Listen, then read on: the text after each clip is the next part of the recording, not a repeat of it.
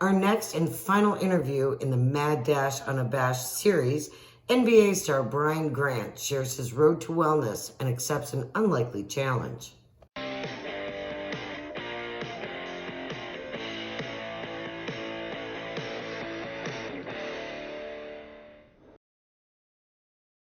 Welcome back. We've got the former NBA superstar, Brian Grant, with us out of Ohio, and of course made a name all over the NBA. Brian, welcome. Thanks for having me on. How you doing? I'm doing well. How about you? I'm doing okay, I'm doing okay. I woke up this morning. I got a Peloton in, so I'm doing okay. That's okay. So, are you in Portland now? I am.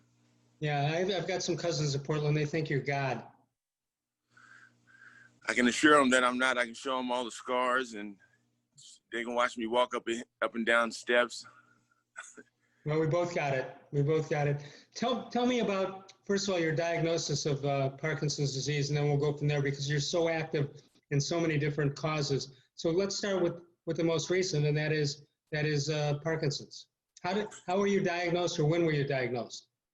I wasn't diagnosed until 2008 when I moved back to Portland after retiring in 2006. I lived in Miami. During that time, I went through 9 months of depression. And it was like a deep depression. Most professional athletes go through some form of depression when their careers end. You've been playing basketball your whole life, and then all of a sudden at the age of 34, 35, it's over, and you're like, okay, what do I do? And so I became depressed, and after I decided to go get help, I decided to move back to Portland, Oregon, and that's when I was diagnosed at OHSU by Dr. John Nutt as having young onset Parkinson's. With the depression that you had, you knew something was wrong, did you, or were you in denial of it? No, I knew there was something wrong. In 2006, my last season, I was having trouble jumping off my left leg. I was very uncoordinated, very frustrated. And then after the season, I noticed that I had a little skin twitch in my left wrist. And I showed the neurologist, and he said, it was nothing, and sent me on my way. So then when I get to Miami, I go and I hit depression, and I denied myself that I had depression, because at the time I thought, and this is not a great thing, and I'm sure there might be other people out there, that depression was for someone who was weak-minded, until I became depressed. And then I realized it's nothing like that at all. It's something that when it grabs you, it takes a bite and it chomps down like a pit bull, and it's hard to shake. And so I finally went and got help. Yeah. No question about that. Did you know of anybody? See, when I was diagnosed, I said, all right, I've certainly heard of it, and I heard of Michael J. Fox and Muhammad Ali, but I really didn't put a name to it or a picture to it. And I figured, all right, I'll let whatever happens, happens. That was a terrible decision on my part, instead of going after some information and getting involved in all of the programs that are out there. Yeah, I mean, I kind of went the opposite route. I started looking into those off-the-wall, over-the-top stem cell treatments in China and Mexico. And I can't tell you how many times I almost purchased a ticket, because I was desperate. I didn't want to have Parkinson's at 35, 36 years of age. And, at that time, in the very beginning, I don't know how it was for you, but I was willing to do just about anything if it would even give me a chance of not having the disease. But thank God I had great friends and family who kept me from taking those trips, and then also having an open relationship with Dr. Nutt about what I was planning on trying to do. And so after that, it was just more so trying to educate myself. I knew that Ali had it. I knew that Michael J. Fox had it. I actually received phone calls from Ali's wife and from Michael. And I figured the best way to find out what's going on with me is to join the fight and figure out how I can help the Parkinson's community as much as the both of them had. Yeah. Did you think it was just going to go away, or what did you think was going to happen? I mean, it was so subtle.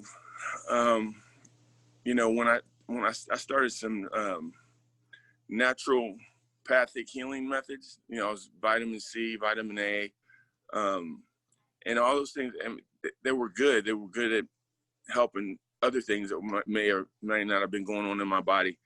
So for a while, I was like, do I really have it? You know, I kind of tricked myself into saying, no, I don't have it. And then I had to quit doing that because once, you know, as you know, you're doing well, and then all of a sudden you level off, you plateau, and then you got to figure out how to get up the next level. And every time I would hit that, if I was trying to create a false sense of not having the disease, my depression would kick in a lot heavier because I was like, I've never been 6'9" in my life, so let me put that into your situation. You're a big guy, an athletic guy your whole life, and then all of a sudden there are things you can't do and you have no control of it. It's got to be so understandable that you ran into situations like that where you were thinking of things that you never thought of for the first 25, 28 years of your life. Absolutely. I'd always been used to something going wrong. Go see your trainer. He either gives you a pill or shot or surgery. Everything was able to be fixed. Yeah, I'm looking over your career, and I certainly was familiar with it when you began coming from Ohio. But you were in one of the biggest trades in the NBA history. When you're talking about you were Caron Butler and Lamar Odom and some guy named Shaq. Yeah, I heard a guy. Yeah, I never really got to meet the guy. I don't know. Nah. Is that true? Yeah, it was one of the biggest trades. I mean, the one thing I can look back and say, you know, the trade that I had no control over, I got traded for Shaq. You know, who's going to say anything bigger than that? Nobody's going to say Shaq. Nobody. Nobody's going to say Shaq who? No. No. Everybody knows it's Shaq. Let's talk about your career a little bit, because when I first heard of you, what I heard was Brian Grant might be the greatest guy ever. He's so involved and wants to be so involved in charity events and charity causes. And one of the interesting things in looking over your charity involvement, it's not one specific thing. It's Ronald McDonald House. It's probably 8 or 10 different causes. A lot of those causes I was involved in when I actually lived here in Portland. And, you know, most guys in the league want to give back. They want to contribute to their, you know, new city that they make their home. But it's not as easy as you think. I mean, unless you just want to write a check and then be on your way. But most guys like myself, we want to, you know, be able to give not only with monetary gifts, but ourselves to try to bring light to whatever situation is going. And I had a really, really great group of people who really connected me with the city, connected me with a lot of different causes. And once I was done with basketball and I knew that I had Parkinson's, you know, it was time for me to resurrect the foundation and, you know, change the mission statement to something that was going to help. How's your health doing right now? Well, the sun just really came out. It usually doesn't come out here in Portland, but it's nice and hot. And yeah, I'm a little shaky. I could have took my meds a little earlier. You make me nervous, man. No. Yeah. We'll go one-on-one when we're done. Karen already challenged me, so I gotta get right for Karen, and you can be next in line after Karen. Yeah. I mean, you also have golf tournaments in Portland raising money for the terminally ill children. I definitely don't mind lending my name or my efforts towards something that'll help children, homeless, anything. I mean, anything that's involved in this community. You know, this community took me and my family in back in 97, and it's been our community since. Even though I traveled throughout the NBA, I kind of made Portland my home. I'm originally from Ohio, and I'll always be an Ohio boy, but this is my home. You should have gone to Ohio State. Watch it. You're going to start something. Yeah. Going back to that depression state you were talking about before, when you start feeling bad or whatever's going on in your life or physically, you say, how is it possible that I played with the greatest athletes in the world, I held my own and did it for a lot of years, and now this? Is that part of the questioning? Is that part of the problems that you have adjusting to whatever's coming next? You know, Not so much that. The problem for me was, and I don't mean it in a bad way, but my ego. You know, here I was, one of the top athletes. Only 410 people in the world can do what I did for 12 years, each and every year. Overcame some pretty, you know, large obstacles to get there and be successful. And now it was hard to tell myself that, you know, there's something out there that I got to battle that I'm not going to win, at least probably not in my lifetime. And I think that was the biggest thing. And then just being able to shake my ego and vanity, especially when I go out in public. You know, I went from somebody who didn't mind being around big crowds and speaking to somebody who just, you know, clammed up, sweating, nervous, you know, things like that. And that's been the toughest part for me. You said you didn't think you could beat it in your lifetime. Do you feel different about it now? Now that you're more informed, now that you're living through it, do you see an end to this? I see a better pathway in front of me, whereas before I just was, you know, taking in all the stories from people who had it longer than I have. And it was just like, well, you know, I guess I might as well gear up for this. This is what's going to happen. There's nothing I can do about it. But I know that that's not true now. I mean, there are several things that we can do to be proactive about this disease because, you know, we can quit working. We can quit doing all the things that are showing that help with symptoms and help to really slow the disease down. If we stop doing them, the disease doesn't stop coming. It's just, it just charges through. And, you know, this pandemic has been a really good, you know, learning experience for me because I was unable to do anything for 8 months, you know, because I had staph in one of my toes and had to have it amputated and couldn't really get around. And I just saw my symptoms go from, you know, slight tremor to tremor on both sides and, you know, some digestive problems and just things just started coming in waves. But now that I'm starting to get back into taking care of myself, watching what I eat, things are getting better. I don't know about for you, but joining a group, we don't like to say we're a group, but there's a group of men and women who we used to get together and just talk between the patients and then have the caregivers speaking on the other side of the house. And then we'd all come together and kind of throw our concerns or our triumphs, you know, in the pot. And, you know, it was really educational for me, not from the having the disease side of it, but being someone who has to take care of me or the person who has Parkinson's. Because I'm not selfish, but most of the time when I go to the doctor and I get some bad news, good news, whatever, it lasts right then and there, and then I try to get back to living. But I wasn't thinking about the significant other person that was in my life who's helping take care of me. I wasn't thinking about their thoughts or feelings. You're supposed to help me, and that's it. You know, it was kind of something like that until I realized that how much it's weighing on the other person. You know, my wife Allison is here. She's nodding her head like, yeah. Yeah. All right, I get it. I get it. Yeah. What do you have a exercise or workout every day, or does it depend on how you feel?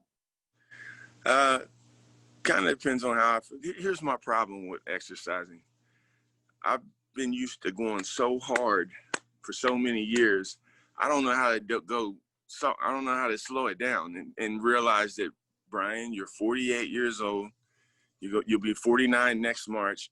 You can't go out there and sprint the hill like you did when you were 29, 28. And, you know, of course, I tell myself, you know what? I'm not listening to you. That's like, no, I'm not listening. I can do this. I run the hill. Now I'm out for a week. Pull my groin. Do you say to yourself, that's some other person that's not really me? All the time. All the time. All the time. But, you know, we have to listen to our bodies. And I think the one thing that probably would help more so with me is to quit training myself.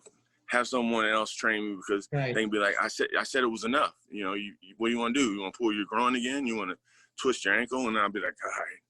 He shut me down. I didn't shut me down. He shut me down. Yeah. Hey, when you look back on your career, what comes to mind? Is it the same thing over and over of what you did right or did well or didn't do well? What comes first? I think what I didn't do well. It's always nice to think about the victories and wins and things like that, but it's the losses, the big major losses that come to mind first, like losing to the Lakers in Game 7, in the Western Conference Finals, which if we'd have won that game, I'd have definitely chose us to beat Indiana. Just some defensive assignments that I had that I know I could have done better. Like against who?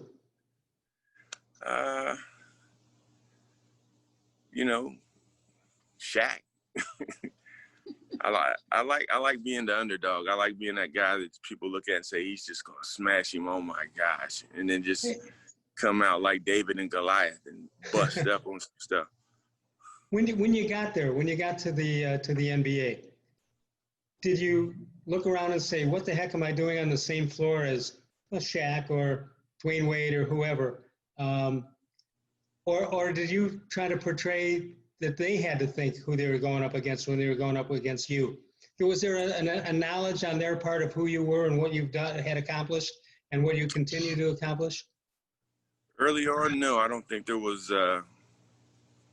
that respect. I had to build that respect. Even though I was drafted fairly high, really high in the '94 draft, most people didn't know who I was.